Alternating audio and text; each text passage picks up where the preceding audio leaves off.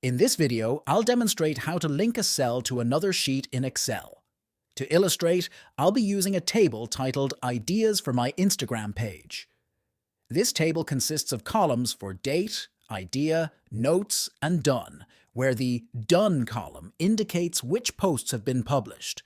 To begin, I want to count the number of yes and no entries to determine how many posts are published and how many are pending. However, I'll perform this count on a separate sheet. First, I'll create a new sheet for this purpose. After zooming in for better visibility, I'll start by using the countif function. Although my Excel is set to German, you'll see the function in English on the screen, applicable for both Windows and Mac OS. Here, you need to specify the name of the sheet containing the data followed by an exclamation mark. Then, select the range of cells you wish to process. For instance, I'll use cells E7 to E10. Note that on Windows, you'll use a comma instead of a semicolon. Next, define the condition you want to count. In this case, I'll count occurrences of no.